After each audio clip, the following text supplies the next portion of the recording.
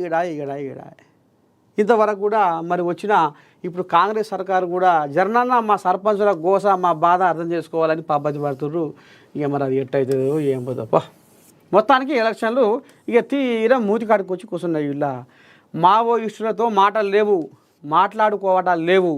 కేంద్ర మంత్రి బండి సంజయ్ చూసిన ఆరులవు మావోయిస్టులతో చర్చలు జరిపే ప్రసక్తే లేదని సంచలన వ్యాఖ్యలు చేశారు కేంద్ర మంత్రి బండి సంజయ్. తుపాకీ వీడనంత వరకు మావోయిస్టులతో చర్చల ఊసే ఉండదు అని స్పష్టం చేశారు. మావోయిస్టులతో మాటలు లేవు, మాట్లాడుకోవాలి లేవు అంటూ వ్యాఖ్యలు చేశారు. కరీంనగర్లో కొత్తపల్లిలో హనుమాన్ విగ్రహాన్ని కేంద్ర మంత్రి బండి సంజయ్ ఆదివారం ఆవిష్కరించారు. ఈ సందర్భంగా బండి సంజయ్ మీడియాతో మాట్లాడుతూ మావోయిస్టులతో చర్చల ప్రసక్తే లేదు, తుపాకీ చేతపట్టి అమాయకులను పొట్టన పెట్టుకున్నోళ్లతో చర్చలు ఉండవు. మావోయిస్టులను నిషేధించిందే కాంగ్రెస్, బీజేపీ. కాంగ్రెస్, టీడీపీ సహా ఎంతోమంది నాయకులను మందు పాత్రలు పెట్టి చంపినోళ్ళు నక్సల్స్. అమాయక గిరిజనులను ఇన్ఫార్మర్ల నెపంతో అన్యాయంగా కాల్చి చంపి ఎన్నో కుటుంబాలకు మానసిక క్షోభ మిగిల్చిన వాళ్ళు మావోయిస్టులు అని ఈ రకంగా మరి కేంద్ర మంత్రి బండి సంజయ్ మావోయిస్టులు అంటే బగ్గున మండిపడుతుండు. వాళ్ళను నవలక మింగేంత కోపంతో ఈ రకంగా కడుపులో ఉన్న కషాయం మొత్తం ఎల్లగకిండులా. మావోయిస్టులతోటి మాటలే లేవు, మాట్లాడుకోవడం లేవు అన్నట్టుగా గిట్లా ఇక వాళ్ళని పగబెట్టినట్టుగానే మాట్లాడుతుండు బండి సంజయ్. చూడాలి మరి దీని మీద రేపు ఇంకేం ముచ్చట్లు వెళ్తాయో బయటికి. అమెరికా వద్దు, ఆస్ట్రేలియానే ముద్దు. విదేశీ విద్యా దేశాలలో ఆస్ట్రేలియాది ఇప్పుడు అగ్రస్థానం. ఇక అమెరికా అంటే ఇక అమెరికా ఇప్పుడు పక్కేసుకొని పండుకున్నట్టే. ఇక ఇప్పుడు ఆస్ట్రేలియా మీద పడ్డదట కథ. ఐడిపి ఎడ్యుకేషన్ సర్వే ప్రకారం అమెరికాను వెనక్కి నెట్టి ఆస్ట్రేలియా అగ్రస్థానం. సరే, ఇదేంది? ప్రపంచ యాత్రికుడు అన్వేష్పై కేసు. ప్రముఖ యూట్యూబర్ నా అన్వేష్పై సైబరాబాదు సైబర్ క్రైమ్ పోలీస్ స్టేషన్లో కేసు నమోదైంది. తెలంగాణ డీజీపీతో పాటు పలువురు ప్రముఖులపై తప్పుడు వ్యాఖ్యలు చేశాడనే అభియోగం అతనిపై నమోదు అయినట్లు సమాచారం.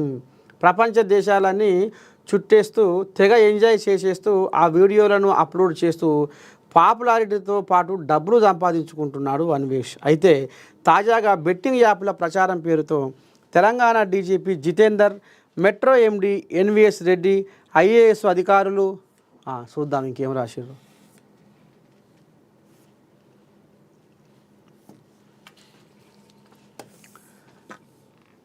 ఐఏఎస్ అధికారులు శాంతికుమారి, దానకిషోరు, వికాస్ రాజు తదితరులు 300 కోట్లు కొట్టేశారంటూ ఓ వీడియో ద్వారా అతను వ్యాఖ్యలు చేసిండు. ఇదంతా ఎరుకున్న ముచ్చటే. అయితే అన్వేషు అవాస్తవ తప్పుడు సమాచారం ప్రచారం చేశారంటూ పోలీసులు సుమోటోగా ఎఫ్ఐఆర్ నమోదు చేశారు. ప్రజల్లో గందరగోళం సృష్టించాలనే ఉద్దేశంతో ప్రభుత్వ అధికారులు చట్టబద్ధమైన సంస్థల ప్రతిష్టతను దెబ్బతీసేందుకు పరువుకు భంగం కలిగించేలా వీడియో ఉంది.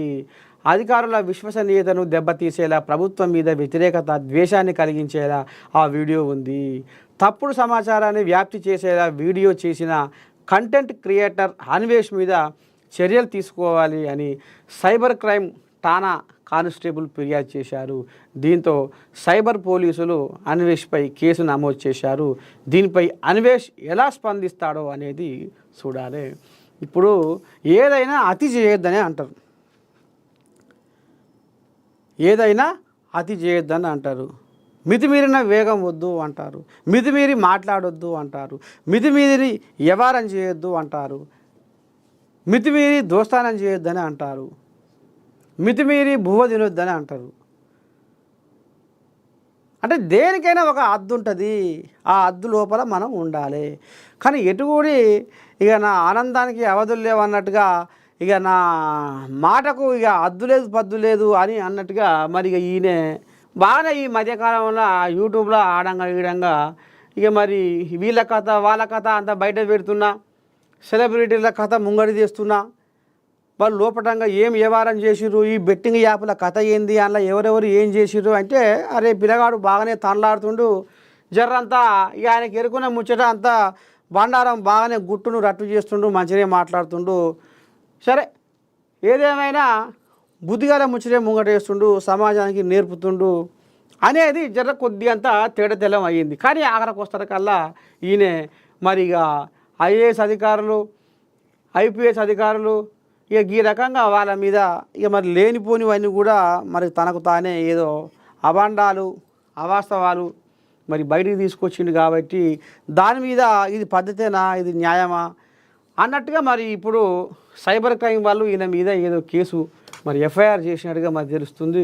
చూడాలి రేపు అన్వేష్ దీని మీద మళ్ళీ ఏ రకంగా పూనుకుంటాడు.